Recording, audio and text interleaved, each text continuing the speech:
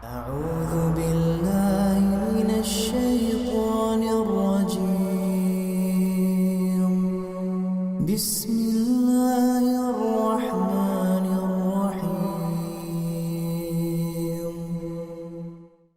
Masyarul muslimin dan muslimat, jamaah salat subuh yang semoga kita selalu dalam lindungan dan penjagaan Allah Subhanahu wa taala.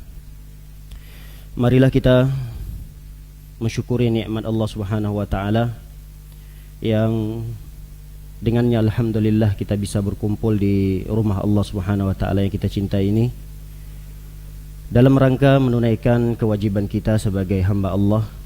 Semoga rangkaian ibadah yang kita lakukan pada pagi yang berbahagia ini dan kita lanjutkan dengan duduk di majlis ilmu diterima di sisi Allah Subhanahu wa taala. Salawat beserta salam tak lupa pula kita haturkan untuk Nabi kita tercinta Nabi Muhammad sallallahu alaihi wasallam. Semoga kita termasuk umat beliau yang kelak mendapatkan syafaatnya pada hari kiamat. Amin ya rabbal alamin.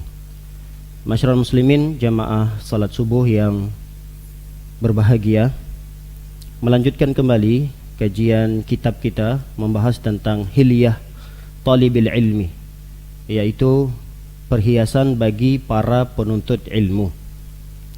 Pada pertemuan yang lalu kita telah menjelaskan 3 poin. Yang pertama, at-ta'ammul, yaitu memusatkan perhatian atau konsentrasi tatkala kita mendengarkan pelajaran. Yang kedua, as-sabatu wat-tatsabbut, yaitu tekun atau istiqomah serta teliti di dalam belajar. Kemudian poin yang ketiga yang kita bahas pada pertemuan yang lalu adalah kaifiyatut talab, bagaimana metode atau cara kita menuntut ilmu dan bagaimana kita melewati tahapan-tahapan dalam menuntut ilmu. Ini juga sudah kita bahas pada pertemuan yang lalu. Kita lanjutkan pada poin yang berikutnya, dan ini disebutkan dalam kitabnya pada poin yang ke-17, adab yang ke-17, yaitu talaqi al-ilmi anil asyakh. Talaqi itu belajar langsung. Ilmu itu dipelajari langsung dari gurunya, dari syekhnya, dari ustadznya, atau bisa juga disebut dari muallimnya. Judul ini sudah memberikan penjelasan kepada kita, menerangkan secerang-terangnya kepada kita bahwa ilmu itu tidak boleh dipelajari, ilmu agama maksudnya, tidak boleh dipelajari dengan cara otodidak. Dia harus langsung belajar dengan guru. Karena kesalahpahaman banyak terjadi pada penuntut ilmu tatkala dia menuntut ilmu dengan membaca sendiri. Dia mengira dengan kecerdasannya, dengan kemampuannya membaca dan IQ-nya, dia menganggap IQ-nya hebat. Atau mungkin di setiap bangku sekolah yang dia duduk di sana, dia tidak akan keluar dari 10 besar. Berarti ini orang cerdas. Nah, mengira dengan kecerdasannya tersebut dia bisa mempelajari ilmu agama dengan cara sendiri. Ini tidak dibolehkan. Tidak dibolehkan oleh para ulama, kecuali bagi mereka-mereka yang sudah mempelajari dasar-dasar ilmu. Ini sudah kita jelaskan pada tahapan atau poin yang pada poin yang lalu ya. Pada poin yang lalu seseorang itu harus mempelajari dasar-dasar ilmu dulu. Artinya kalau bahasa kami dulu kuliah diajarkan oleh para syekh kami, seorang penuntut ilmu itu harus sudah punya kunci dulu. Kunci yang telah diberikan oleh para gurunya. Makanya kalau kami dulu untuk belajar menyelesaikan S1 itu sampai 7 tahun. Ya, adalah sebahagian yang mungkin melihat dan menganggap itu suatu hal yang sia-sia. Ada yang melihat dengan mata sebelah. Masa iya ada zaman sekarang S1 diselesaikan sampai 7 tahun, 6 tahun? Ada, masih ada. Dan kami mengalami itu. Untuk memperdalam bahasa saja kami harus menyelesaikan 3 tahun. Jadi kalau belum bisa menguasai bahasa Arab, itu belum bisa masuk ke S1-nya. Jadi untuk persiapan bahasa aja kami harus selesaikan 3 tahun. Di 3 tahun itu kami hanya belajar alat dulu, alat untuk sampai kepada ilmu syar'i. Kita belum belajar ilmu syar'i yang sesungguhnya. Kita masih belajar alatnya, bagaimana supaya bisa sampai ke ilmu syar'i tersebut. Nanti ketika masuk semester 1 di S1-nya, S2 dan 3, itu juga belum kami diajarkan pelajaran syar'i secara mendetail, enggak. Secara terperinci, enggak. Kami cuma hanya diajarkan selama 4 tahun itu kunci-kuncinya saja. Kunci untuk belajar ilmu tafsir, diajarkanlah ada ulumut tafsir. Kunci untuk sampai memahami ilmu-ilmu yang terkait dengan kemasakinian, itu nanti ada fikih al-mu'asirah. Kalau kita ingin misalnya mendalami ilmu akidah, itu ilmu dasar-dasarnya diajarkan dulu. Nah, ketika seseorang itu sudah mendapatkan kunci, artinya dia sudah selesai dari belajar ilmu syar'i pada bidang syariah misal itu. Ketika dia selesai, berarti dia sudah mendapatkan kunci itu. Bagi mereka yang sudah mendapatkan kunci-kunci itu, maka silahkan para masyayikh itu membolehkan kita untuk belajar sendiri, karena kita sudah punya kuncinya untuk membuka ilmu itu. Nah, bagi mereka-mereka yang belum punya kunci ini, tidak disarankan, tidak direkomendasikan oleh para ulama untuk membaca buku sendiri, karena dia tidak tahu apakah benar yang dia baca itu sesuai dengan pemahaman para ulama gitu. Apalagi di antara kita yang membaca buku tersebut berpatokan dengan buku terjemahan. Kita nggak tahu itu terjemahannya benar atau tidak dengan buku aslinya. Karena beberapa kali kita mengecek, ada buku-buku terjemahan dulu di sini, itu kita cek dengan buku aslinya, kadang banyak yang tidak diterjemahkan. Karena memang sulit untuk menerjemahkan bahasa Arab ini. Jadi ada beberapa kata atau kalimat dalam bahasa Arab itu sulit untuk diterjemahkan ke dalam bahasa Indonesia. Nah, maka ada yang tertinggal, ada bahkan sampai 2-3 halaman tertinggal dalam penerjemahannya. Itu biasa. Nah, disinilah para ulama mengapa tidak mensarankan agar mereka belajar ilmu itu dengan sendirinya. Dia harus belajar talaki. Talaki itu ya belajar mengambil ilmu langsung dari ustadznya.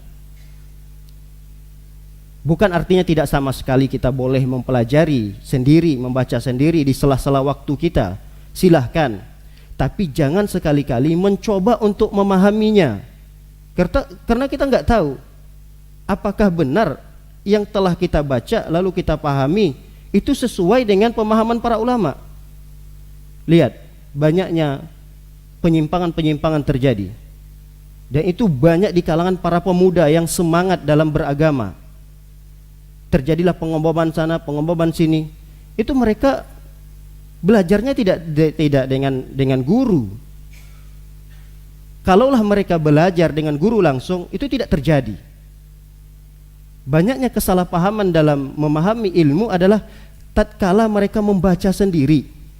Mereka baca sendiri, mereka pahami, mereka comot dari sini, ambil artikel ini, baca jurnal sana, jurnal sini, dan seterusnya. Akhirnya ketika dia memahami sebuah ilmu, yang ilmu itu masih terpotong, belum sempurna, dia amalkan. Terjadilah kesalahpahaman. Uqtuluhum misalnya, haitsu sakiftumuhum. Bunuhlah orang-orang kafir itu dimanapun kalian menemui mereka. Itu perintah Allah dalam Al-Quran. Bunuh orang-orang kafir itu dimanapun kalian menemui mereka. Andai kata dia memahami sebatas potongan ayat itu saja, salah dan keliru dan fatal sekali akibatnya. Itulah yang terjadi pada pemuda-pemuda kita. Tatkala mereka semangat dalam beragama, semangat dalam belajar, tapi tidak dengan guru. Makanya poin ini sangat-sangat diwaspadai oleh para ulama. Kata Syekh Bakar Abu Zaid, talaqqil ilm anil asyakh. Ambillah ilmu itu dengan talaki, dengan belajar langsung kepada guru-guru, supaya kalau kita salah di dalam belajar itu langsung diperbaiki, langsung dinasehati oleh guru kita. Baik para hadirin, dan hadirat melakukan oleh Allah Subhanahu wa taala, bagi mereka yang belum memiliki kuncinya ini tidak mudah untuk mendapatkan itu. Tidak mudah. Dia harus belajar bertahun-tahun lamanya, dia harus mendalami ilmu alat. Ilmu alat yang paling penting tatkala seseorang dalam menuntut ilmu adalah bahasa Arab. Kalau dia belum bisa menguasai bahasa Arab, jangan sekali-kali dia ingin mencoba membaca dan memahami. Kalau dia hanya berpatokan dengan terjemahan, ini juga sebuah kekeliruan. Baik, para hadirin dan hadirat melakukan oleh Allah Subhanahu wa taala, kita bacakan penjelasan Syekh Bakar Abu Zaid terkait dengan poin ini. Yang pertama, al-aslu fit talab an yakuna bi tariqatit talqin wat talaqqi anil asatiz. Kata Syekh Bakar Abu Zaid mengatakan, hukum asal pada dasarnya dalam menuntut ilmu itu ya dengan cara talqin. Talqin itu biasanya dibacakan oleh ustadznya, kemudian diikuti oleh muridnya. Itu namanya talqin. Yang kedua dengan talaqi, mengambil langsung ilmu, duduk di hadapan ustadznya, kemudian ustadznya menjelaskan, membacakan hadisnya ini, cara membacanya seperti ini, memahaminya seperti ini. Ini pemahaman para ulamanya ABC. Ada yang terkait faidah-faidah yang lain dijelaskan lagi oleh para ustadz tersebut atau para syekh tersebut. Wal akhzu minal afwahir rijal la minas suhuf wa butunil kutub.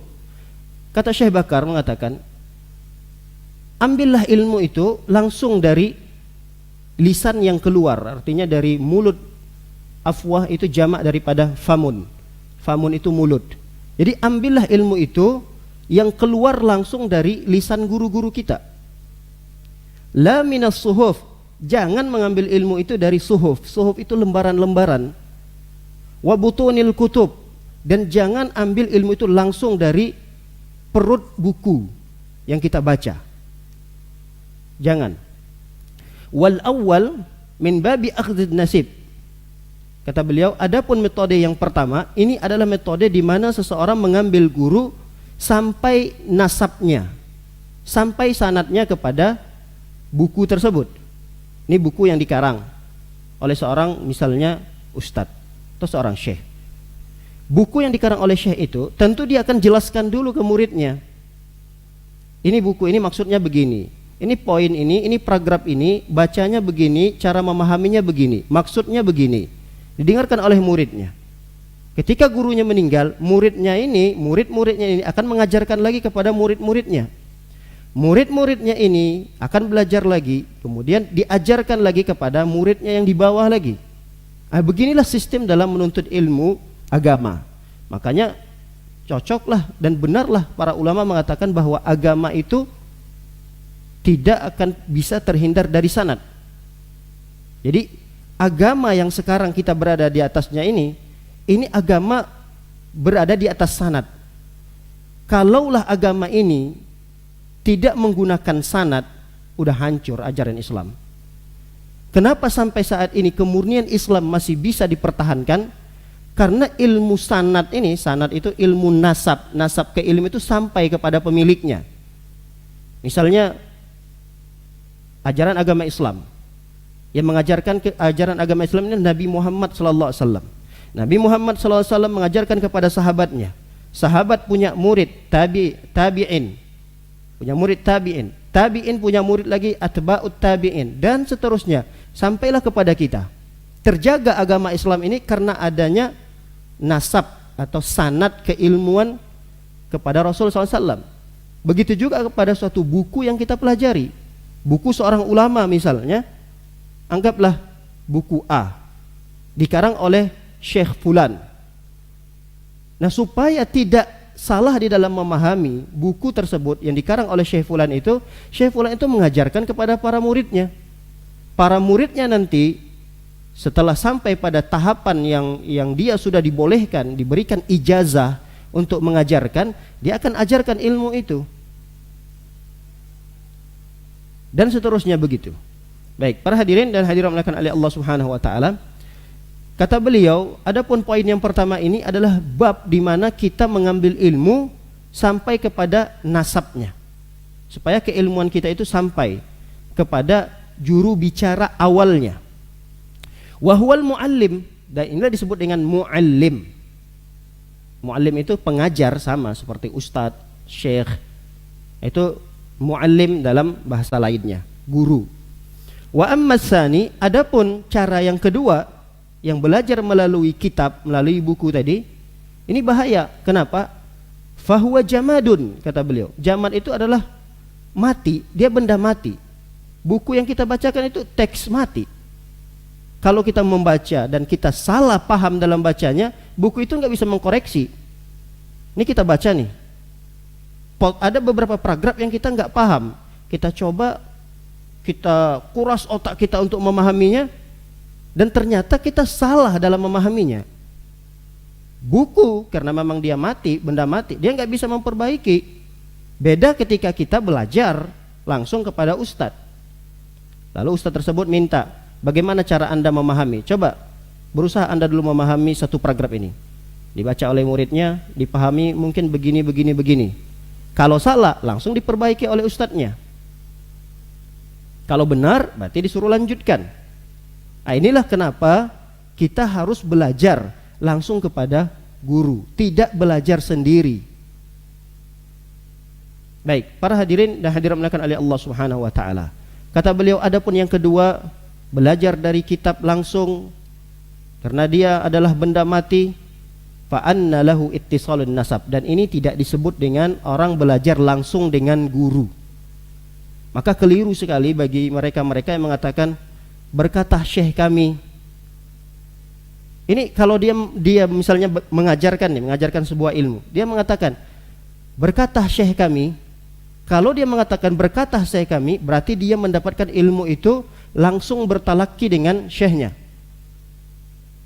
Nah, sekarang ini antara kehidupan dia dengan kehidupan syekhnya itu dia nggak ketemu. Jadi ketika dia lahir, syekh itu udah meninggal. Bagaimana mungkin dia mengatakan berkata syekh kami? Ada sebagian kadang-kadang ustadz kita yang latah mengatakan berkata ustadz kami, berkata syekh kami. Nah, kalau memang dia langsung belajar dengan syekh tersebut, dengan dosen tersebut, misalnya dia sebutkan syekhnya pernah mengajarkan kepada kami, beliau pernah menjelaskan begini begitu, tidak ada masalah dia mengatakan itu. Ini dia mengatakan berkata syekh kami Ibnu Taimiyah. Nggak mungkin dia mengatakan berkata syekh kami Ibnu Taimiyah. Ibnu Taimiyah wafat tahun berapa? Oh, kan saya belajar dari buku-bukunya. Saya belajar buku Ibnu Taimiyah, saya belajar misalnya Syekh Utsaimin. Ya, apa nggak boleh saya mengatakan Syekh Utsaimin, syekh kami berkata, syekh kami. Kalau syekh kami berarti dia harus talaki langsung kepada syekh tersebut yang dia sebutkan. Kalau dia tidak sempat bertalaki, dia hanya membaca buku-buku para masyayikh tersebut, dia tidak boleh mengatakan berkata syekh kami. Tidak boleh. Dia hanya mengatakan Syekh Utsaimin mengatakan, Syekh bin Baz mengatakan, Syekhul Islam Ibnu Taimiyah beliau berkata dalam kitab beliau. Harus begitu. Tidak boleh mengatakan menyandarkan kepada saya atau kepada kita semua, karena kalau disandarkan kepada saya atau kita, konsekuensinya adalah kita belajar langsung dengan syekh tersebut. Baik, para hadirin dan hadirat dimuliakan oleh Allah Subhanahu wa taala. Syekh Utsaimin rahimahullah taala mengomentari paragraf yang kita bacakan tadi. Apa kata beliau? Bahwa sesungguhnya belajar dengan guru ini sebenarnya lebih banyak keuntungan yang kita dapatkan daripada kita belajar sendiri. Lihat, faidah atau keuntungan yang pertama yang kita dapatkan kalau kita belajar dengan guru, bahwa itu artinya kita meringkas jalan untuk mendapatkan ilmu. Kalau kita belajar dengan guru, faidah dan keuntungan yang kita dapatkan adalah kita bisa memendekkan atau meringkas sebuah jalan, artinya jalan pintas bisa kita tempuh untuk mendapatkan ilmu yang banyak. Kalau belajar dengan guru, beda dengan belajar sendiri. Belajar sendiri itu kadang satu halaman, dua halaman udah berat bagi kita. Berat membacanya dan berat untuk memahaminya. Tapi kalau kita belajar langsung dengan guru, ini jalan pintas sekali kita untuk mendapatkan ilmu. Karena kita lihat para ustadz-ustadz kita itu, ustadz-ustadz kita yang mengajar kita, itu dia menyampaikan kadang durasinya cuma 1 jam, nggak banyak 1 jam.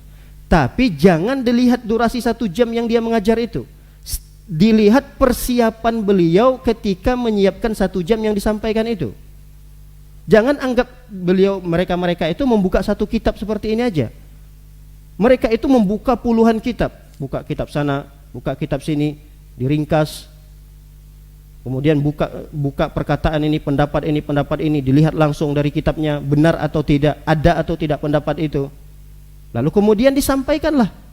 Bayangkan kalau kita yang mengambil ilmu dan menggali ilmu sesuai yang disampaikan oleh ustadz-ustadz tadi, itu butuh mungkin sampai 5 hari baru kita selesai.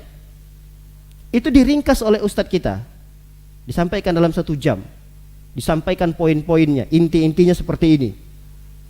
Kita melihatnya gampang sekali gitu, mudah sekali ustadz tersebut menyampaikannya. Tapi kita tidak tahu di balik layar itu, sebelum beliau menyampaikan itu banyak kitab, puluhan kitab yang mungkin mereka buka, mereka gali. Nah, puluhan kitab itu ternyata bisa diringkas oleh beliau. Maka itulah kenapa keuntungan bagi mereka-mereka yang menuntut ilmu ini dengan cara langsung. Beda dengan orang-orang yang mungkin terus membaca. Memang ada ilmu yang dia dapatkan. Pertama, bisa jadi dia salah dalam memahaminya. Yang kedua, waktunya juga habis. Dia baru menyelesaikan 1 kitab, kita duduk 1 jam, itu bisa 10 kitab yang kita dapatkan. Hanya saja memang ustadz itu tidak menyebutkan kitab pertama, kedua, ketiga, keempat, lalu kemudian saya jadikan ini ya. Mungkin tidak disebutkan oleh ustadz tersebut. Berarti kan kita mendapatkan jalan pintas gitu untuk mendapatkan ilmu. Ketika kita menuntut ilmu itu langsung dari ustadznya. Baik, ini yang pertama, faedah yang pertama. Faedah yang kedua, as-sur'atu, yakni sur'atul idrak.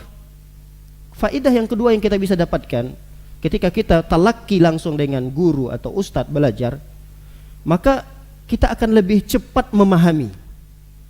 Cepat memahami. Beda kalau kita belajar sendiri.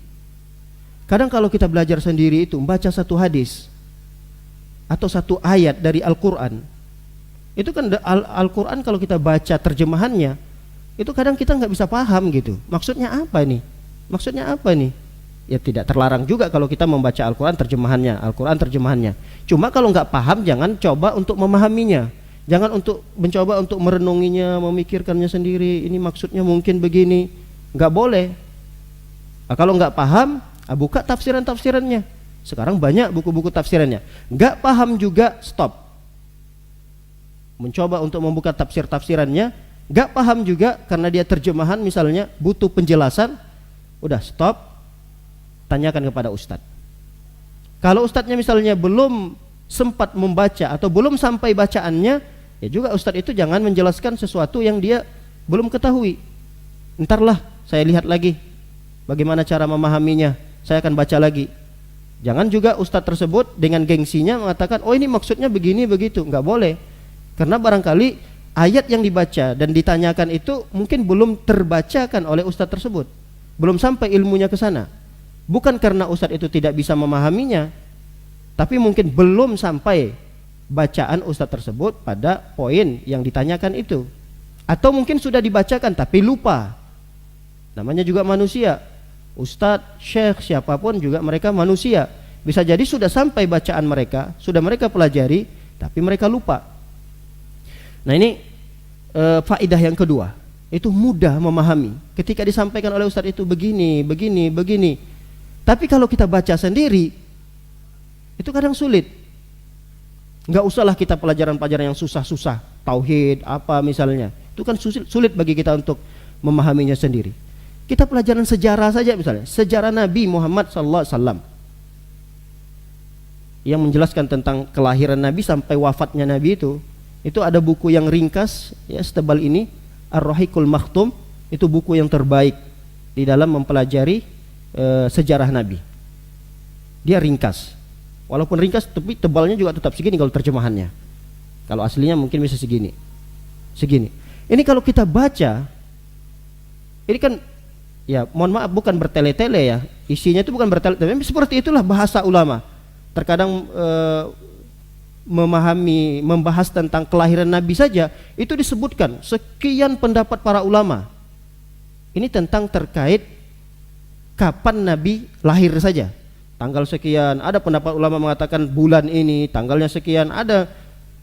Nah, ternyata ketika kita membaca sendiri, satu judul saja kita baca, ada peristiwa-peristiwa yang terjadi pada Nabi Muhammad SAW, misalnya peristiwa Isra Mi'raj, peristiwa misalnya peperangan ini, peperangan itu. Itu kalau kita baca kadang kita nggak paham gitu, nggak terangkai gitu. Kisahnya itu kok nggak nyambung antara satu yang kita baca dengan poin berikutnya. Nah, ketika kita mendengarkan ustadz yang menjelaskannya, akan lebih mudah bagi kita memahaminya. Oh begini ya, oh begini ya yang kita baca itu, lalu kemudian nyambung gitu dengan penjelasan ustadz tersebut. Inilah faidah yang kedua yang dijelaskan oleh Syekh Utsaimin, faidah yang begitu besar bagi mereka yang belajar langsung agar lebih cepat pahamnya dibanding dengan belajar sendiri. Baik, faidah yang ketiga yang disebutkan oleh Utsaimin ketika mengomentari potongan paragraf yang kita bacakan tadi, ar-rabithah baina talibil ilmi wa muallimihi fayakunu irtibatu baini ahli ilmi min as-shighar ila al-kibar. Kata beliau, belajar talaki seperti ini agar terjaganya hubungan antara penuntut ilmu dengan gurunya. Jadi kalau tidak belajar langsung, tidak ada hubungan itu. Nah, untuk menjaga hubungan antara penuntut ilmu dengan gurunya, belajarlah langsung dengan guru tersebut. Apalagi belajarnya dari kecil sampai besar. Nah, ini faidah yang dijelaskan oleh Syekh Utsaimin rahimahullahu taala. Baik, kita bacakan matannya lagi. Matan yang disebutkan oleh Syekh Bakar Abu Zaid di sini.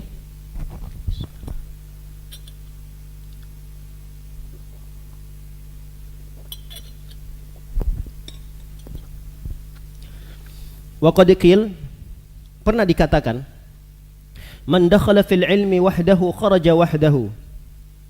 Siapa orang yang masuk belajar menuntut ilmu sendirian, otodidak tadi, maka dia keluar juga sendirian.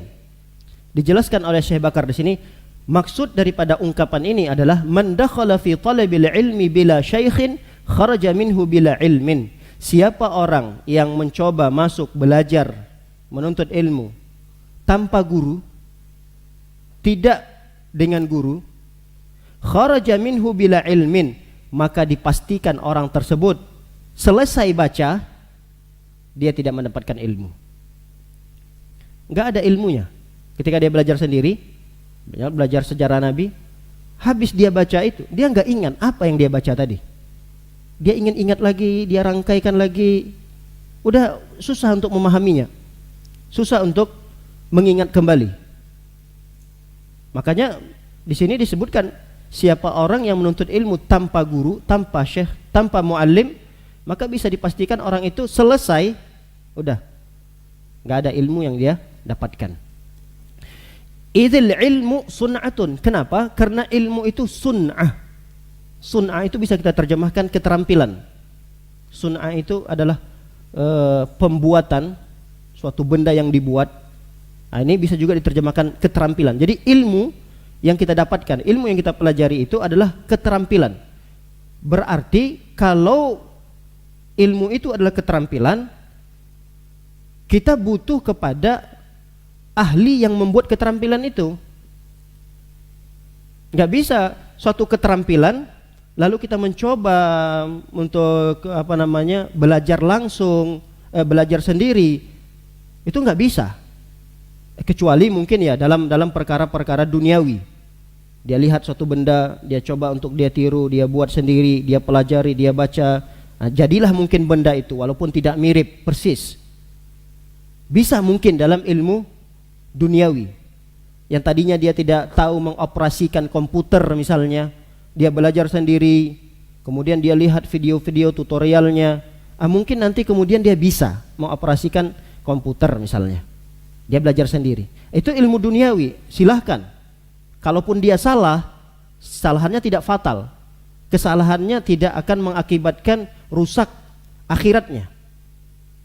Tapi kalau dia pelajari itu adalah ilmu agama, Coba dia paham sendiri, dia baca kitab lain, dia bandingkan dengan kitab lain, dia nggak bisa. Kenapa? Karena dia belum memiliki dasar ilmu, dia belum punya kuncinya tadi.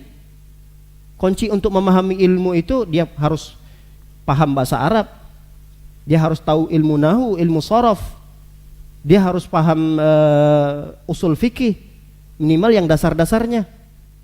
Dia harus paham ilmu takhrijul hadis, ilmu mustalah hadis.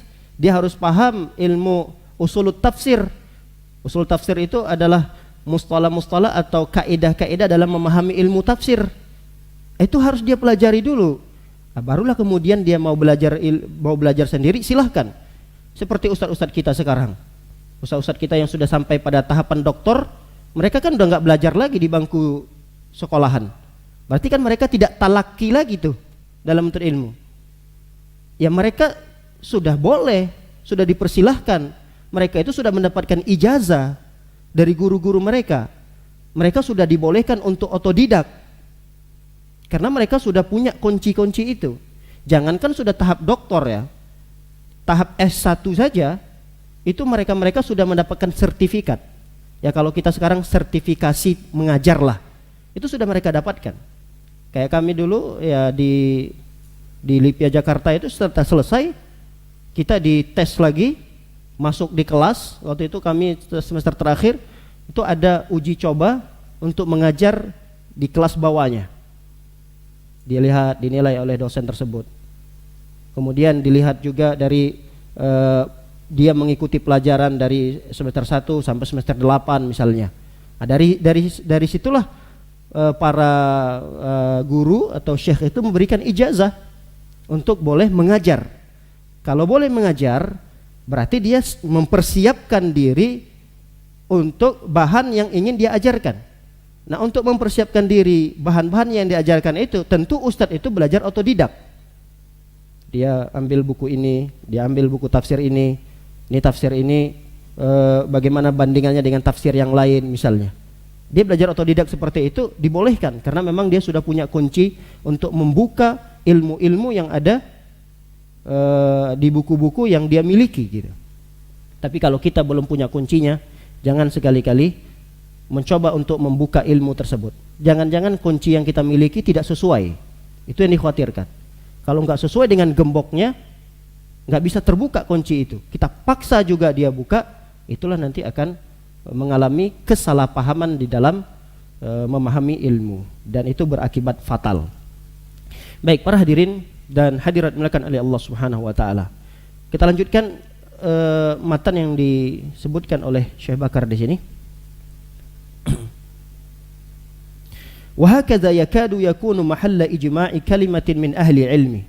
Dan ini kata para ulama merupakan kesepakatan. Jadi belajar dengan talaki langsung kepada guru itu, ini merupakan kesepakatan para ulama. Begitulah metode dan cara belajar yang sesungguhnya.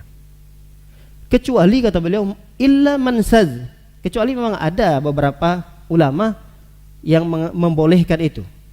Ada beberapa ulama. Di sini disebutkan kalau saz itu berarti menyendiri. Ada pendapat yang menyendiri. Ulama sudah sepakat nih. Sudah sepakat bahwa untuk ilmu itu dengan talaki. Lalu ada saja satu ulama, misalnya satu orang ulama yang tidak ikut dengan kesepakatan ulama tersebut. Ada. Nah, di antaranya dalam kasus ini. Dalam kasus ini ada seorang alim, seorang ulama yang bernama Ali bin Ridwan Al-Misri At-Tabib. Ali bin Ridwan. Beliau ini memberikan pernyataan di dalam tulisan beliau, tapi beliau ini nanti akan dikomentari oleh para ulama terkait dengan tulisannya ini, terkait dengan pendapatnya ini, yang beliau membolehkan belajar dengan sendiri, tapi nanti dikomentari oleh beberapa ulama terkait dengan pendapat beliau ini. Bahkan Syekh Az-Zahabi, Al-Imam Al-Hafiz Az-Zahabi rahimahullahu ta'ala, beliau ini kan menulis biografi para ulama dari zamannya Nabi, kemudian sahabat, tabi'in, terus sampai di zaman beliau.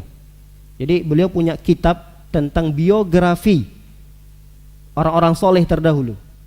Di antaranya adalah para ulama. Nah, dalam kitabnya Syiar A'lam An-Nubala, termasuk ulama yang beliau tuliskan sejarahnya di dalam buku beliau itu adalah ini tadi, Syekh Ali bin Ridwan tadi. Nah, yang yang menjadi poin pembahasan kita pada biografi beliau ini adalah komentar Al-Imam Az-Zahabi. Apa kata beliau? Walam yakun lahu syekhun. Imam Ali bin Ridwan ini ternyata ketika dilihat sejarahnya gak ada gurunya. Belajar tapi gak ada gurunya. Bal ishtaghalla bil aghdhi anil kutub. Beliau hanya menyibukkan diri mengambil ilmu dari lembaran-lembaran buku. Wasannafa kitaban, sampai beliau berhasil memang menjadi orang alim. Wasannafa kitaban, beliau menulis sebuah kitab, dan kitab yang beliau tulis itu hasil daripada belajar otodidaknya tadi. Wa annaha awfaq minal muallimin, dan beliau mengatakan bahwa cara belajar seperti ini lebih baik daripada belajar langsung kepada guru. Jadi beliau ini menyelisihi pendapat seluruh para ulama. Nah, beliau selisihi. Bahkan beliau mengatakan cara belajar seperti ini, belajar sendiri, buka kitab sana, buka kitab sini, pahami, ini adalah cara belajar yang lebih baik daripada belajar langsung kepada guru. Baik, ini pendapat beliau. Nanti akan dibantah oleh para ulama terkait dengan pendapat-pendapat beliau ini. Pertama, yang membantah pendapat beliau ini adalah As-Safadi. Karena kalau kita lihat sejarah-sejarah ulama, kalau dibahas itu ulama ya, pasti akan kita baca sebelumnya siapa gurunya dan siapa muridnya. Itu pasti seperti itu. Kalau kita baca biografi ulama, misalnya biografi siapa yang kita mau baca? Ibnu Katsir misalnya. Itu pasti penulis sejarah akan menyebutkan gurunya siapa-siapa saja. Ada yang mungkin sampai ribuan gurunya. Muridnya siapa-siapa saja. Ini menunjukkan bahwa mayoritas, bahkan seluruh ulama itu, kalau dikatakan ulama, pasti ada sanad keilmuannya yang dia pelajari langsung kepada gurunya. Berbeda dengan Ali bin Ridwan tadi. Ketika ingin digali sejarah, ingin dibahas biografinya, tapi nggak ditemukan gurunya. Akhirnya dikosongkan di situ. Siapa gurunya? Kosong. Siapa muridnya? Mungkin muridnya ada, tapi gurunya nggak ada. Ini ada suatu yang aneh gitu. Karena seringkali kalau seorang membahas tentang biografi ulama, pasti akan disebutkan diantaranya adalah dia belajar di mana, siapa gurunya, itu disebutkan. Nah, kecuali Ali bin Ridwan tadi. Sehingga dia mengeluarkan suatu statement pendapat. Dia mengatakan bahwa belajar itu tidak ada masalah tanpa guru. Bahkan ini lebih baik, lebih bagus dalam metode memahami dan belajar ilmu itu. Dibantah oleh Al-Imam As-Safadi dalam sebuah tulisan beliau, dan beliau juga mengambil ini dari beberapa ulama, di antaranya Ibnu Batlan. Ibnu Batlan mengatakan yujad fil kitabi asya'u tasuddu 'anil ilmi. Banyak di dalam buku itu, dalam buku-buku itu banyak sekali sesuatu yang bisa menghalangi kita untuk mendapatkan ilmu. Kalau kita mau belajar langsung nih, kita belajar langsung, buka lembaran-lembaran buku gini, itu banyak sekali hal-hal yang dapat menghalangi kita untuk mendapatkan ilmu itu. Nih, lihatnya di antara kata beliau, ishtibahil hurufi ma'a adamil lafzi. Adanya kemiripan-kemiripan huruf. Kemiripan-kemiripan huruf yang terdapat dalam kitab tersebut. Bisa dibayangkan kalau dulu buku-buku yang ditulis oleh para ulama itu gak ada titiknya, bukan gak ada harokatnya ya.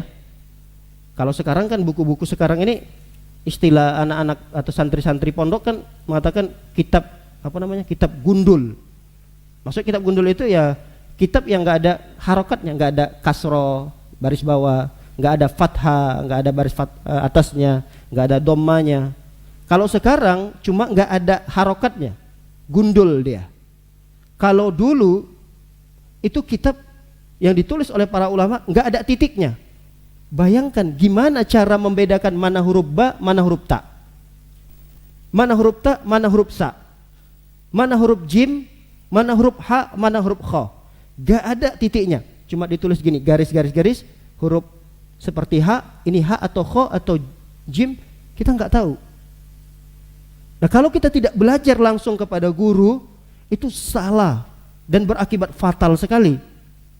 Dan itu terjadi, bahkan di beberapa tulisan disebutkan seperti Al-Imam Suyuti kalau tidak salah, beliau memberikan contoh salah satu kisah yang terjadi. Ada seseorang yang sholat. Setiap kali sholat, seseorang ini dia membawa kampak dan pisau. Setiap kali sholat. Setiap sholat, misalnya sholat subuh, dia tenteng pisau, dia tenteng kampak. Dia taruh di depan sholatnya, di depan dia mau sholat. Keesokannya sholat lagi, dia bawa pisau, sebilah pisau dia bawa kampak, dia taruh lagi di dekat dia sholat. Lama kelamaan ini terus dia lakukan. Ditanya oleh seorang ahli ilmu, seorang alim ketika itu, wahai fulan, kenapa setiap kali sholat kamu membawa sebilah pisau dan sebuah kampak? Beliau bacakan, saya mengamalkan hadis Nabi. Masya Allah, kaget kan, seorang alim kok nggak tahu gitu. Ada hadis Nabi, di antara hadis Nabi mencontohkan dalam sholat itu setiap kali sholat bawa pisau, bawa kampak. Kalau begitu cobalah tunjukkan kepada kami. Saya senang sekali kalau ada hadis yang menjelaskan tentang itu. Cobalah kabarkan kepada kami. Nah ternyata dia belajar tadi sendiri, dia pahami, dia baca hadis itu sendiri tanpa talaki kepada guru. Salah dia di dalam membacanya. Ketika salah dalam membaca teks itu, konsekuensinya salah di dalam memahaminya. Ternyata betul ada hadis Nabi SAW yang mengatakan, idza sami'tumul iqamah famshu ila salati wa alaikum bis sakinah wal waqar. Kata Rasul SAW, apabila kalian mendengarkan suara iqamat, maka berjalanlah kalian menuju salat. Yang harus kalimatnya adalah sakinah, itu dia baca sikin. Kan dulu gak ada titiknya, ada sakinah, ya di situ ada nun. Dia baca sikin. Sikin itu kalau terjemahkan dalam bahasa sehari-hari kita pisau. Jadi dia memahami kalau kalian mendengarkan iqamah lalu berjalanlah menuju salat bawa pisau. Wal waqar dia baca adalah fa'sun itu kampak. Karena nggak ada harokatnya, nggak ada titiknya, dia kira makna daripada hadis ini adalah ketika kalian mendengarkan qomat maka berjalanlah menuju sholat, jangan lupa bawa pisau dan kampak. Langsung ketika syekh itu mendengar, celaka kamu wahai fulan, dari mana anda bisa membaca hadis itu dengan apa yang kamu pahami tadi? Itu bukan sikin. Kata dalam hadis itu adalah sakinah. Maksudnya datangilah sholat dalam kondisi tenang. Ini kamu sudah mendengarkan qomat, lalu berjalanlah kamu menuju sholat tersebut, jangan tergesa-gesa, tenang jalannya. Itu namanya sakinah, dalam kondisi tenang. Bukan maksudnya setiap kali sholat bawa pisau. Lihat, salah kan dalam memahaminya? Ini terjadi bukan di zaman kita. Di zaman yang mereka bahasa sehari-harinya itu bahasa Arab. Cuma ketika dulu memang belum ada penulisan serapi sekarang ini, ada titiknya, ada harokatnya, sehingga mereka salah di dalam membacanya. Salah dalam membacanya, salah dalam menerjemahkannya. Kalau sudah dalam terjemahan salah, tatkala ingin mengamalkannya, ya salah juga dalam pengamalannya. Baik, banyak contoh-contoh yang terjadi dalam kesalahan. Ini ada yang contoh yang fatal sekali, yang menyebabkan hilangnya nyawa malah. Dan itu terjadi. Sejarah ini bukan hanya karangan ya, ini bukan karangan. Ini terjadi, disebutkan dalam buku, disebutkan oleh beberapa para ulama. Imam Suyuti juga menyebutkan ini. Ada satu hadis Rasul SAW. Ini sama juga kejadiannya namanya tidak ada titik ya.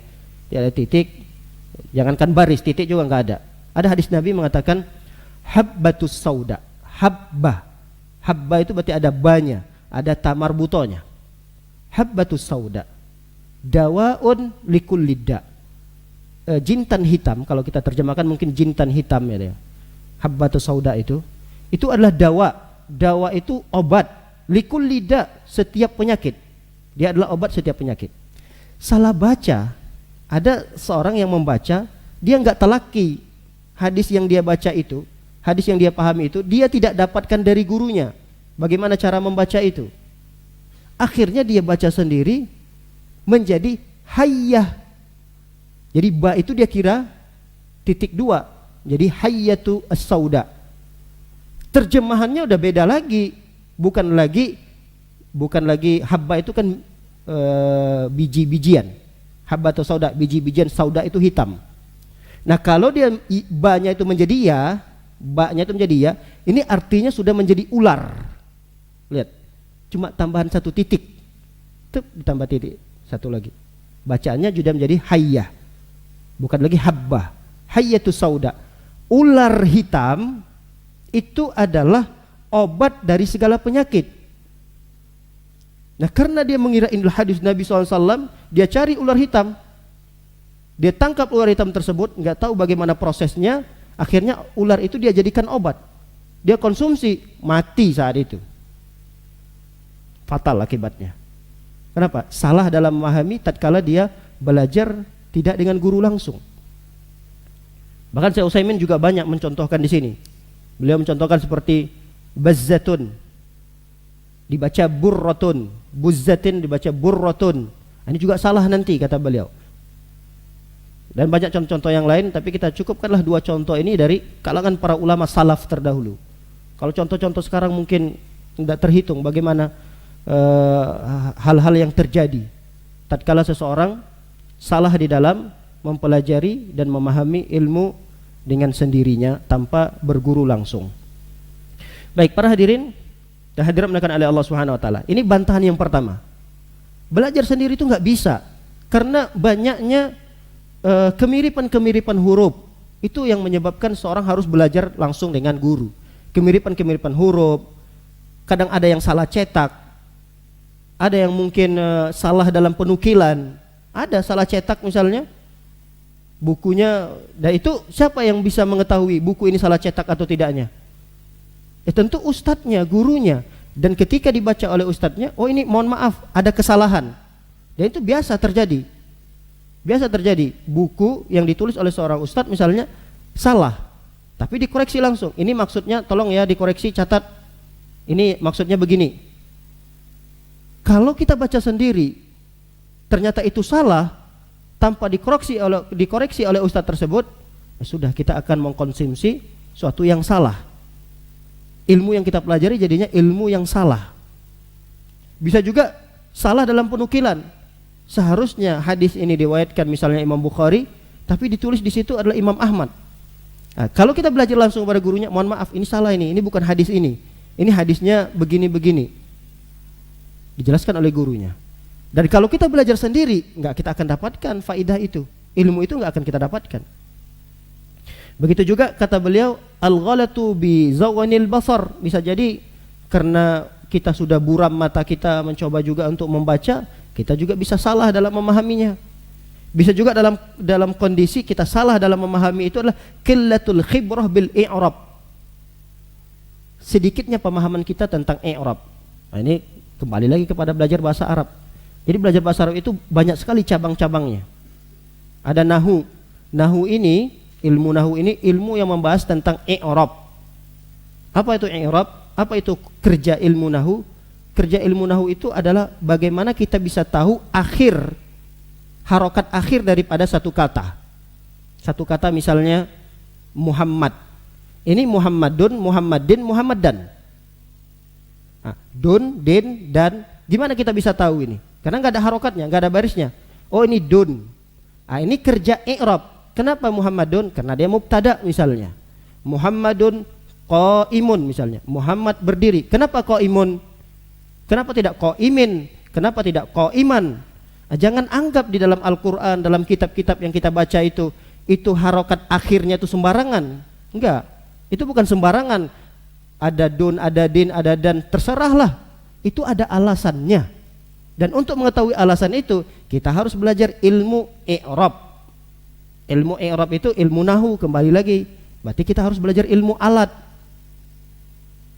Nah, ada orang yang salah, atau dia mungkin sudah belajarlah ilmu i'rab itu, ada fa'il, ada fi'il, ada fa'il, ada maf'ulun bih, misalnya dia belajar seperti itu.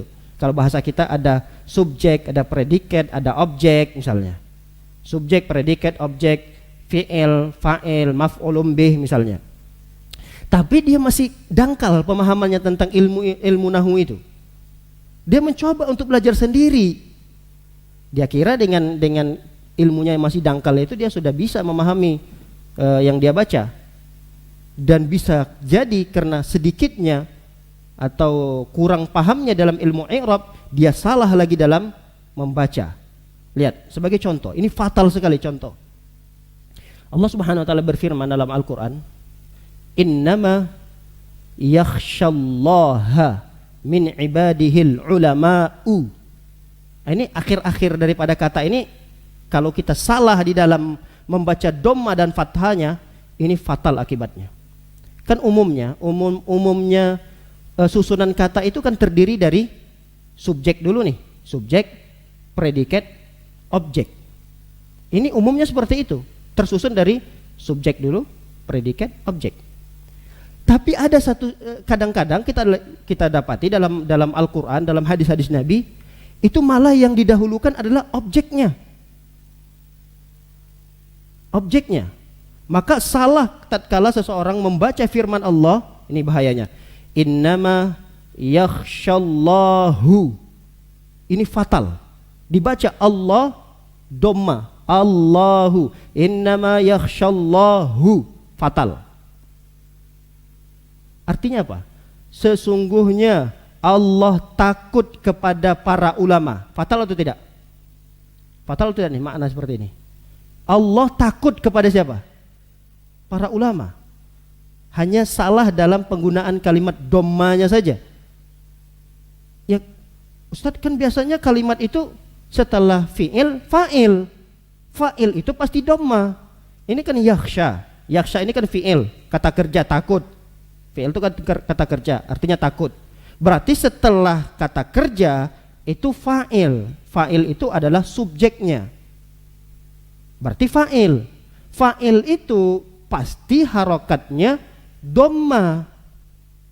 Berarti Allahu dhamma. Nah, ada satu ketika kaidah ini ternyata tidak berlaku. Artinya bisa jadi satu kalimat yang malah objek yang didahulukan daripada subjek. Maka yang benar kalimat Allah ini tidak Allahu tapi Allaha. Allaha, bukan hu. Jadi kalau menerjemahkannya dengan harokat Allaha, cara menerjemahkannya adalah hanya saja yang takut kepada Allah adalah para ulama. Ini cara menerjemahkan yang benar. Jadi yang takut itu adalah para ulamanya, yang ditakuti di situ adalah Allah. Jadi cara menerjemahkan innama yakhsyallaha min ibadihil ulama'u. Ulama'u ini menjadi fa'ilnya, menjadi subjeknya. Jadi yang kita terjemahkan dulu ulamanya ini hanya saja ulama yang takut kepada Allah. Jadi Allahnya itu berharokat ha. Jadi saya mungkin menjelaskan seperti ini ya bagi bapak-bapak, ibu-ibu yang belajar bahasa Arab mungkin agak tergambar gitu. Tapi kalau sama sekali tidak belajar bahasa Arab, ya mohon maaf bengong aja gitu, karena dhamma, fathah, fa'il, fi'il, maf'ulun bih, itu masih dasar banget itu. Itu dasar banget. Fi'il, fa'il, maf'ulun bih itu dasar banget. Baik. Nih ada orang yang belum paham masalah itu sudah mencoba untuk belajar sendiri. Nah, itulah fatalnya. Di antara kesalahan yang fatal sekali. Baik para hadirin dan hadirat melakukan oleh Allah Subhanahu wa taala. Bisa jadi kesalahan-kesalahan yang terjadi pada seseorang yang belajar sendiri, dia nggak tahu di dalam buku, dalam Al-Quran misalnya, atau dalam hadis, atau dalam buku para ulama, itu kan ada kata-kata dalam bahasa Arab, dia dituliskan tapi tidak dibaca. Dia dibaca tapi tidak dituliskan. Nah, ini kaidah lagi nih. Ada dalam buku ulama itu huruf yang dituliskan tapi nggak dibaca. Dan ada sebaliknya, huruf tidak dituliskan tapi dibaca. Contoh, apa sih satu huruf tidak dituliskan tapi dibaca? Banyak contohnya. Allah. Allah itu coba dibaca. Allah, panjang kan? Allahu. Berarti ada satu huruf lagi yang biasanya ditulis gini. Tasydid, ada kayak garis lurus gini. Itu berarti alif. Jadi Allahu tidak dituliskan di situ tapi kita baca. Allah, kita baca, kita ayun bacaannya. Allah dibaca berarti, tapi tidak dituliskan di situ. Kalau Allah kan tulisnya gini doang. Alif, lam, lam lagi, ha, udah. Enggak dituliskan huruf yang diayun tadi itu. Allahu, Allah. Ada ayunan itu kan berarti huruf dibaca. Contoh lain banyak sekali. Misalnya hadza, ha. Ha itu kan kita baca panjang. Ha, tapi penulisannya dia tidak dituliskan. Cuma ha langsung zal. Tapi dibaca haza. Nah, gimana kita bisa tahu itu semua? Ya talaki tadi, belajar dengan gurunya langsung. Bahkan ada huruf yang dituliskan di situ tapi tidak dibaca. Banyak sekali. Contoh misalnya membedakan antara Umar dengan Amar. Umar dengan Amar dalam bahasa Arab, itu kalau Umar ain mim ro, nggak ada wawunya. Ini bacaannya Umar. Nah, bagaimana kita membedakan Amar? Amar itu ain mim ro tambah waw di depannya. Waw, huruf waw. Coba kita baca. Amar, Amrun, Amar, Amrun. Ada nggak waw ini dibaca? Nggak dibaca waw itu. Amrun, ada huruf wawnya. Keberadaan waw itu tapi nggak dibaca. Banyak contoh-contohnya seperti ini. Seperti ana, saya, ana. Salah kalau orang mengatakan ana, salah.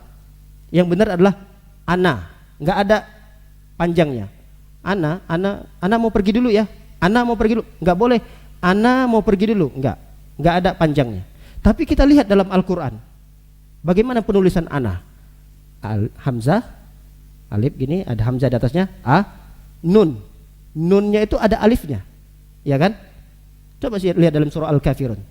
Qul ya ayyuhal kafirun la a'budu. Qul ya ayyuhal kafirun. Apa lagi? Kok lupa? A'udzubillahi minasyaitonirrajim. Bismillahirrahmanirrahim. Qul ya ayyuhal kafirun. Terus la a'budu ma ta'budun wala antum 'abidu nama a'bud wala ana'a. Lihat, wala ana, wala ana, dan aku tidak menyembah apa yang kalian sembah, dan aku tidak. Aku disebutkan ana. Coba lihat tulisan ana itu. Hamzah, nun pakai alif. Alifnya itu tidak dibaca. Nah, ini kadang-kadang banyak seperti itu. Ada beberapa huruf yang dibaca tapi tidak dituliskan, ada yang dituliskan tapi tidak dibaca, ada dalam peng'iraban, ilmu nahwu lagi yang bekerja di situ, ilmu sharaf lagi yang bekerja di situ. Ini ilmu alat, semuanya adalah ilmu alat di dalam membuka pintu-pintu ilmu syar'i. Nah, kalau kita belum punya kunci itu, belum punya ilmu alat itu, maka tidak disarankan kita untuk belajar sendiri. Belajarlah langsung dengan gurunya. Ya, kalau kita mau belajar sendiri di sela-sela waktu kita, jangan mencoba untuk memahaminya, karena kita tidak tahu apakah apa yang kita paham itu benar atau tidak. Kalau kita tidak tahu, ya sudah, kita stop sampai di situ. Jangan dilanjut lagi pembacaannya, pindah kepada yang lain. Tanyakan kepada ahlinya. Baik, para hadirin dan hadirat dimuliakan oleh Allah Subhanahu wa taala. Misal juga kesalahan yang terjadi, ini bantahan beliau kepada seorang alim tadi, Ali bin Ridwan tadi, mengatakan boleh belajar sendirian. Contohnya seseorang kalau dia tidak tahu mana tempat berhenti membaca, Kan dalam buku itu, buku-buku apalagi buku zaman dahulu ya, buku sekarang aja kadang nggak ada koma titiknya. Ini buku yang sekarang seperti ini kadang kita nggak tahu di mana berhentinya, di mana paragrafnya selesai, mana komanya, mana titiknya. Itu kan nggak tahu. Seperti Al-Quran juga. Al-Quran kita kan nggak tahu. Ini kisah dari ini dalam satu halaman itu di mana baiknya kita berhenti. Kita kan nggak tahu. Kecuali kalau kita belajar. Kita nggak tahu ini satu ayat udah sempurna nih. Satu ayat sempurna itu belum tentu sampai itu udah titik ya. Bisa jadi itu koma. Contoh, fawailul lil musallin. Celakalah orang-orang yang sholat. Kalau kita nggak sampai di situ berhenti, fawailul lil musallin, ini fatal. Ternyata itu sampai baru koma, belum titik. Walaupun itu sudah satu ayat sempurna ya, sudah fawailul lil musallin. Ini sudah satu ayat sempurna.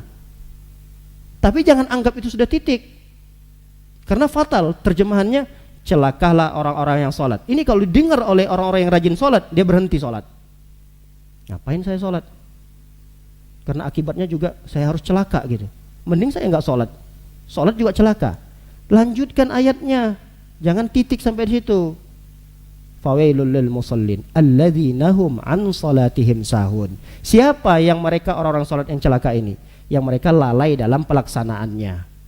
Ini yang celaka, lalai dalam pelaksanaan sholat. Artinya dalam sholat tidaklah dia mengerjakan sholat kecuali sudah keluar waktunya. Atau dia lalai dalam pengerjaannya, dia tidak mempelajari rukun, syaratnya. Artinya dia cuma gerak-gerak-gerakan saja dalam sholatnya, lalai, tidak konsentrasi. Orang seperti ini ya pelaksanaan atau pelaku sholatnya bisa terancam celaka. Baik, banyak contoh-contoh yang lain. Di dalam Al-Quran kadang kita salah dalam berhentinya. Mungkin ayatnya itu panjang. Ya karena kita nggak tahu ya mungkin masih dapat uzur lah. Tapi kalau terus-terusan seperti itu ya kita nggak bisa dapat uzur karena kita ada waktu, kita bisa belajar, ada guru. Berarti uzur itu bisa jadi tidak berlaku lagi kepada kita. Nah ada satu ayat yang terkadang kita nggak kehabisan nafas ini, berhenti kita sembarangan, tapi kita bingung mau mulainya dari mana lagi gitu. Kalau diulang dari awal lagi, nggak nyampe juga gitu. Akhirnya kita berhenti, tapi kita ingin motongnya dan dari mana kita mulai lagi. Dan itu bisa fatal kalau kita salah pada titik berhentinya dan salah juga dalam pengulangannya. Akibat fatal. Tapi ini jangan menjadikan kita putus asa untuk belajar. Harusnya ini menjadikan semangat kita untuk tetap belajar dengan guru gitu. Itulah perlunya belajar dengan guru. Yang kita tekankan di sini adalah belajar dengan gurunya itu. Bukan menjadikan kita malah putus asa, pesimis dengan belajar. Kalau kita seperti itu ya malah kita mendapatkan dosa yang berkali lipat, double jadinya. Pertama dosa dia tidak belajarnya, yang kedua dosa dia salah dalam beramal. Jadi banyak akibat dosa yang dia dapatkan. Baik, para hadirin dan hadirat dimuliakan oleh Allah Subhanahu wa taala, dibantah lagi oleh Syekh As-Safadi. Kata beliau, bantahan terhadap Syekh Ali bin Ridwan tadi, la ta'khudh al-ilma minas suhufi wala mushafi. Jangan kalian mengambil ilmu itu dari lembaran-lembaran atau mushaf Al-Quran saja. Janganlah kalian hanya mengambil ilmu itu dari bacaan Al-Quran kalian. Walal hadis, begitu juga dengan belajar ilmu hadis dengan baca hadis begitu saja. Enggak boleh. Kalau kita mau belajar Al-Quran, belajar tafsirnya, itu usahakan untuk mendengarkan dari ustadznya langsung. Tapi ustadz, kita namanya juga seminggu sekali belajar tafsir itu cuma sebulan satu kali gitu. Kita ingin lebih cepat nih membaca Al-Quran, baca terjemahannya, ya silahkan dibaca, tidak ada masalah. Tapi kalau kita membaca terjemahannya nggak paham, buka tafsirannya. Kalau nggak paham juga, udah jangan dipaksakan, tutup atau pindah ke ayat yang berikutnya. Jangan mencoba untuk berpikir, oh saya kan ini cerdas, saya dulu dari SD sampai di bangku kuliah saya ranking 1 terus, masa potongan kalimat seperti ini aja nggak bisa dipahami? Nah, dicobalah untuk memahaminya. Nah, ini yang tidak boleh. Secerdas apapun orang tersebut, karena untuk memahami ilmu yang kita tidak paham itu harus langsung talaki dengan ustadznya. Al-Imam Auza'i, Imam Al-Auza'i beliau ada seorang tabi'in ya, seorang ulama tabi'in, beliau mengatakan, "Kana hadzal ilmu kariman." Ilmu ini adalah mulia. Ilmu yang kita pelajari, ilmu agama ini adalah ilmu yang sangat mulia. Yatalaqqahur rijal bainahum, dan itu diambil ilmu itu melalui talaki antara satu dengan yang lainnya. Dengan talaki. Dulu hadis Rasulullah diambil oleh sahabat, dari sahabat ini, kemudian sampailah ke Rasulullah dari talaki. Falamma dakhala fil kutub, manakala ilmu itu sudah dibukukan, lihat. Kalau dulu kan di zaman Rasulullah ilmu itu hampir, apalagi hadis ya. Hadis itu dulu malah di zaman Rasul ada beberapa tahun itu sempat hadis itu dilarang untuk ditulis. Rasul melarang itu karena khawatir tercampur nanti dengan Al-Quran. Kalau Al-Quran silahkan untuk ditulis. Kemudian sudah beberapa waktu Rasul SAW, beberapa tahun sebelum Rasul SAW meninggal, ada beberapa orang yang dibolehkan, dan itu beberapa orang saja, tidak semua sahabat, yang diboleh dan ditunjuk oleh Rasulullah mencatat hadis-hadis Nabi. Nah, kata Al-Imam Auza'i, ini beliau ini seorang tabi'in. Di zaman tabi'in saja itu masih sulit mendapatkan ilmu-ilmu dibukukan. Karena memang dulu kami, kata beliau, belajar ilmu itu dari mulut ke mulut. Belajar langsung, dijelaskan oleh ustadznya, didapatkan oleh muridnya, muridnya nanti sampaikan lagi kepada yang lainnya sampaikan lagi. Begitulah dulu kami belajar ilmu, kata beliau. Nah, manakala ilmu itu sudah dibukukan kata beliau, dakhala fihi ghairu ahlihi, mulailah orang-orang masuk memahami ilmu bukan lagi kepada ahlinya. Tapi yang mengarang ilmu itu ahli, Ustaz. Dia ulama, dia imam mazhab. Yang mengarang iya. Cuma yang mengarang itu apakah dia hidup selamanya? Dia akan meninggal dunia. Tinggallah bukunya tersebut. Siapa yang bisa memahami ini? Murid-muridnya lagi. Nah, kita belajar itu kepada murid-muridnya ini, bukan belajar sendiri. Menganggap nasab kita lebih tinggi karena langsung belajarnya kepada pengarang buku itu langsung. Enggak, ini salah. Salah, metode seperti ini salah. Bahkan banyak syair-syair ya. Di antaranya kita tutup saja dengan beberapa syair yang juga bantahan daripada Ali bin Ridwan tadi. Syair mengatakan, malam, ini Ibnu Khaldun ya. Ibnu Khaldun membuat satu bait syair, malam yusyafi aliman bi usulihi. Siapa orang yang belajar dasar-dasar ilmu, ini baru dasar-dasar ilmunya, kepada yang bukan alim, artinya dia belajar sendiri, dia tidak belajar langsung pada guru. Fayakinuhu fil mushkilati zununu, maka ketika dia mendapatkan satu masalah, dia yakin jawabannya begini. Nah, yakinnya dia itu adalah cuma dugaan. Bayangkan, seseorang yang belajar tanpa guru, dia belajar langsung dari kitab, yakinnya dia itu adalah cuma dugaan. Gimana lagi dia masih menduga-duga, kayaknya gini maksudnya nih, kayaknya begini. Yakinnya saja, dia yakin kayaknya gini nih, yakin. Kata para ulama, yakinnya saja itu adalah dugaan. Kalau belajar sendiri, gimana lagi dia cuma hanya kayaknya begini. Yakinnya saja, saya ulangi lagi, yakinnya saja dia meyakini pemahamannya begini nih, itu masih dugaan. Kenapa? Karena dia belajar sendiri. Dia harus belajar dengan talaki langsung dengan ustadz, barulah yakin 100%. Kalau yakin dia yakin begini, itu masih dugaan, masih 70%, belum dikatakan yakin. Dibantah lagi oleh Ibnu Hayyan mengatakan, yazunnul ghamar annal kutub tahdi akha fahmin li idrakil ulumi wa ma yadril juhulu bi anna fiha wawamidu hayyarat aqla fahimi idza murta al uluma bi ghairi shaykhin dalalta anis siratil mustaqimi wa taltabisul umuru alayka hatta tasiru adalla min tumal hakimi. Lihat syair yang ditulis lagi untuk membantah pernyataan si Syekh Ali tadi, Ali bin Ridwan tadi, yang membolehkan belajar sendirian. Dibuat 4 bait syair. Yazunnul ghamar, ada sebagian orang yang menyangka bahwa buku yang dia pelajari itu akan dapat memberikan dia petunjuk. Ada yang menganggap bahwa buku yang dia pelajari sendiri dapat memberikan petunjuk. Akha fahmin, kepada orang yang cerdas. Li idrakil ulumi, untuk mendapatkan ilmu. Wa ma yadril jahulu bi anna fiha. Dia tidak tahu, orang yang bodoh ini tidak tahu bahwa sesungguhnya dalam buku-buku itu terdapat hal-hal yang rumit untuk dipahami.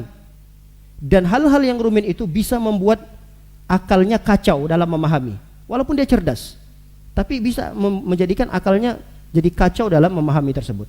Idza rumtal uluma bighairi syaikhin, jika engkau mencoba untuk memahami, ingin memahami ilmu tanpa guru, dhalalta, engkau sesat.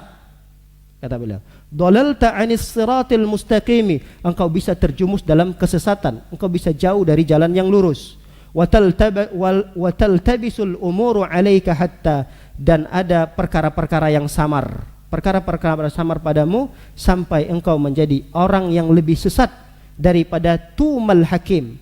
Tumal hakim itu mohon maaf sekali. Tuma itu adalah bahasa sindiran dari keledai. Keledai itu kan biasanya dulu membawa kitab banyak sekali dia bawa. Nah, keledai karena memang dia tidak bisa baca, tidak bisa ngapa-ngapain, dia cuma bisa bawa kitab doang. Dia tidak tercelah. Yang tercelah adalah orang yang lebih buruk kondisinya daripada keledai ini. Maksudnya apa? Maksudnya dia belajar sendiri, dia baca buku sendiri, dia tidak paham bagaimana cara memahaminya, dia tidak punya kunci untuk memahami itu. Dia coba pahami sendiri, sesat dia, dan sesatnya bisa lebih parah daripada keledai yang membawa buku tadi. Ini bahasa yang luar biasa, lebih kasar daripada bahasa-bahasa tadi ulama yang lain gitu. Kalau ulama-ulama yang tadi dia sebutkan sebab-sebabnya, bisa jadi kami itu salah dalam memahami titiknya, dalam memahami barisnya, kamu dalam memahami cara bacanya. Nah, itu agak lebih lembutlah bantahannya. Kalau yang terakhir ini, subhanallah, ini menunjukkan bahwa agar kita waspada sekali. Khawatir kita nanti jatuh kepada keadaan yang lebih parah. Apa itu keadaan yang pada parah? Lebih parah daripada himar, daripada keledai. Kalau keledai cuma sekedar membawa buku, ya dianggap sesat mau apa, dia tidak akan mempermasalahkannya. Tapi yang jadi masalah itu adalah orang yang membaca kitab yang dibawa oleh keledai tadi, tapi dia tidak paham. Coba untuk memaksakan diri memahaminya. Ini orang lebih sesat daripada keledai itu sendiri. Wallahu a'lam bishawab. Demikian kajian yang singkat ini dapat kita baca. Kita hanya bisa membaca satu poin pada adab adab atau perhiasan bagi penuntut ilmu, yaitu belajar melalui talaki kepada ustadz. Baru poin itu yang dapat kita sampaikan. Tadi kita ingin membahas minimal 3 poin gitu, tapi ya waktu yang membatasi kita hanya bisa membahas 1 poin. Tapi mudah-mudahan apa yang kita bahas ini dapat menjadi ilmu yang bermanfaat bagi kita dan bisa kita amalkan dalam kehidupan sehari-hari. Mudah-mudahan poin ini menjadi motivasi bagi kita agar selalu menghadiri majelis ilmu. Karena dengan majelis ilmu seperti inilah kita tahu bagaimana ilmu itu disampaikan oleh ustadz, bagaimana memahami cara yang benar gitu. Kemudian bagaimana kita bisa mudah, simple, jalan pintas bisa kita lalui untuk mengumpulkan begitu banyak ilmu. 1 jam kita mendengarkan ustadz, tapi kalau kita membaca sendiri itu bisa sampai 5 hari pun kita belum selesai gitu. Ini kan manfaat yang luar biasa. Maka manfaatkan majelis-majelis seperti ini, hadiri ustadz-ustadz yang mungkin menyampaikan ilmu itu, karena ini adalah motivasi bagi kita pada poin ini. Karena kita diperintahkan untuk belajar talaki dengan para ustadz-ustadz yang mungkin mereka sudah memahami itu dengan bekal-bekal yang sudah mereka dapatkan dari guru-guru mereka terdahulu, dan mereka telah diberikan ijazah untuk mengajar. Kalau ijazah itu sudah mereka dapatkan, mereka sudah bisa mengajar. Nah, orang-orang seperti inilah kita hendaknya mengambil ilmu dari mereka. Baik, demikian yang dapat kita sampaikan. Semoga bermanfaat. Barakallahu fikum wa sallallahu ala nabiyina Muhammadin wa ala alihi washabbihi wasallam ajmain. Subhanakallahumma bihamdika asyhadu an la ilaha illa anta astaghfiruka wa atubu ilaik. Assalamualaikum warahmatullahi wabarakatuh.